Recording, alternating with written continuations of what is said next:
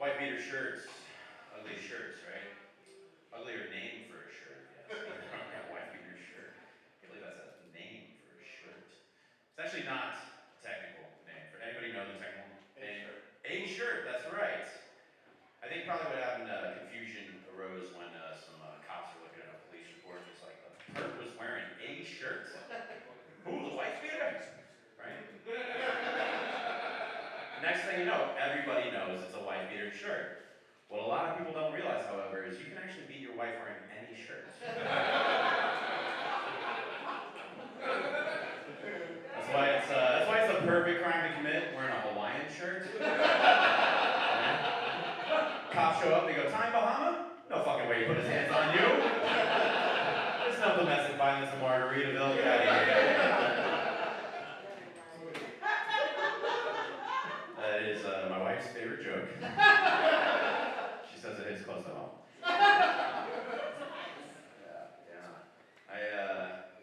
I like sports.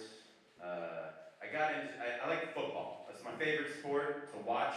And I got into it through fantasy football because I used to not like sports and be a nerd. And I was like, numbers and spreadsheets, this is great. And now I fucking love football. And it's weird. Because now, like, it's a fun pastime, and I have a job where I do like spreadsheets and numbers and shit, and then to decompress, I do spreadsheets and numbers and shit, but like about football, which is just a weird way to do that. If you play, does anybody play fantasy football? Yeah. Yeah. Important. Don't be in a league with just white guys, because that's weird. Trading black people on the internet.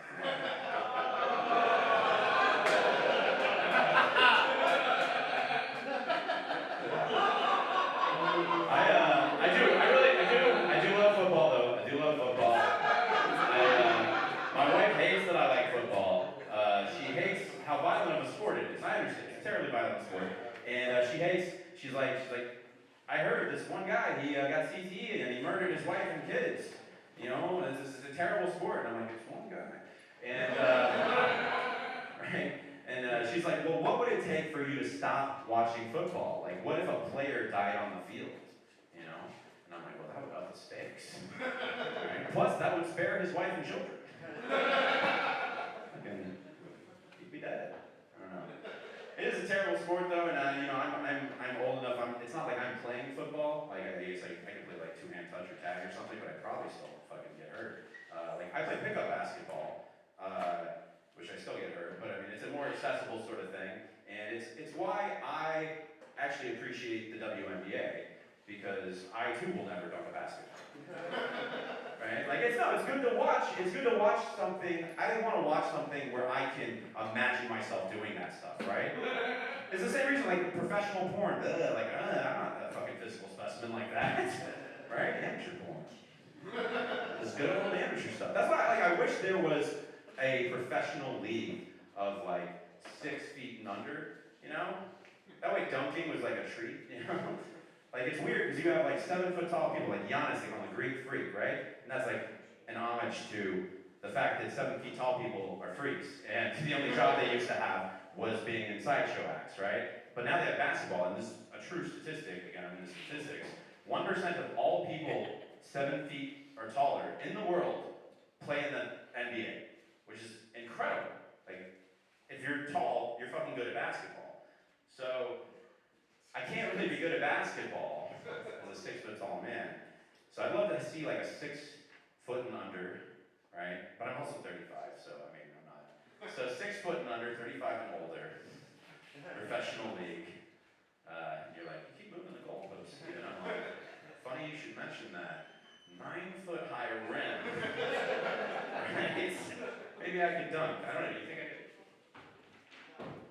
I can't even dunk on a 9 foot rim. Right? And it's because I'm 6 feet tall and I'm white. And you guys know Woody Harrelson and Why Men Can't Jump? You know, in that movie, he dunks, right? In real life, when they're filming that, he's dunking on a 9 foot rim. It's a lie that he falls and stalls, right? I have to come to terms. I'm never going to dunk a basketball. I have to come to terms with the fact that I'm actually 5'11". I'm not 6 feet tall.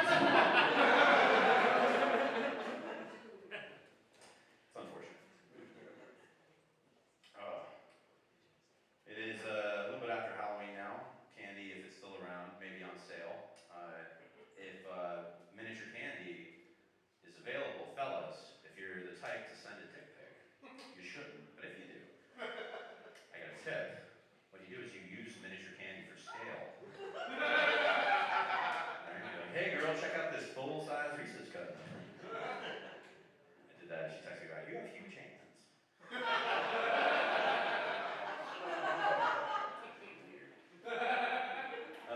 I recently dramatically decreased my carbon footprint by murdering a billionaire.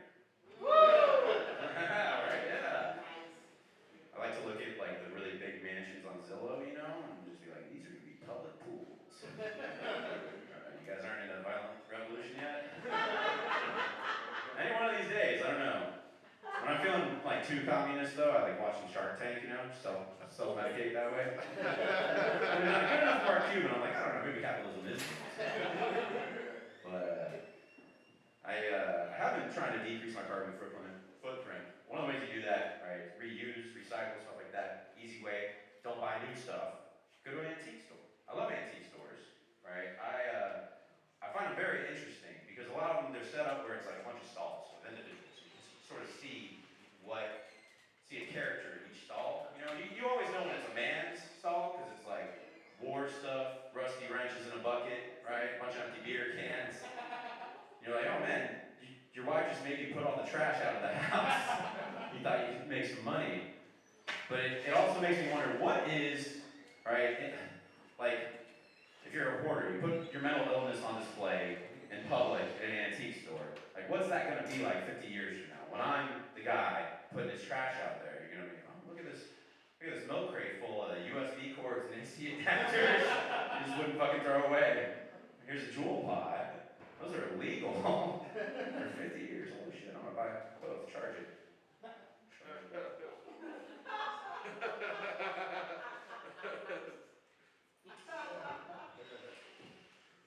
Oh, let's see. How much time do I got, Nick? 2.5. 2.5. All right, 2.5. So, I spent a year teaching English in Beijing, and I did not learn Chinese really. I don't know. You don't have to do it if you're white. They just treat you like a god. So, I learned a little bit. I learned when you learn most languages. I learned the dirty words. So I'm gonna give you guys a little bit of a primer of dirty words in Mandarin. So first one is "bi," which is pussy. It's very similar to the word "bi," which means pen. You might not have caught that, right? It's a tonal language. One's flat, one's rising, right? But you learn the difference quickly when you accidentally ask your teacher for her pussy. But it's an interesting word because they use it almost one for one the way we use the word ass, where there's a "shabi," which means like jackass, jackass, you're gonna get somebody hurt doing something like that, right? There's a "neo-b," which means cow pussy, which means badass. Bro, you are one cow pussy! Fuck yeah. And there's "RB," which means stupid pussy, which is why there are no Arby's in China. Can't be like, come to stupid pussies, we got the meats. This roast beef sandwich.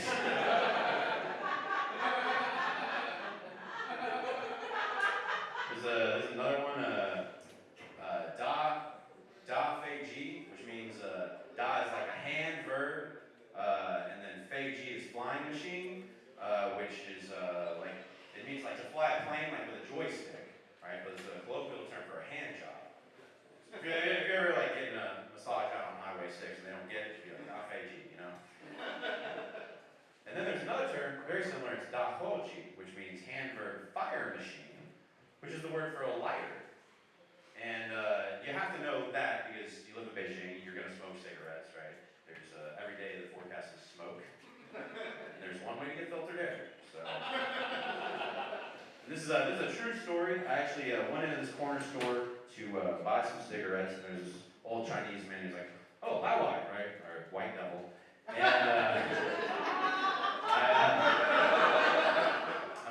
I grabbed some cigarettes. You don't really need to, they're there. You do the exchange. And then I realized I don't have a lighter. I'm like, holy shit, I know the word. And I'm like, da fei ji. Yeah. Super awkward, most awkward hand job I've ever received. The whole time I'm like, no, lighter, right? And he loosened his grip up.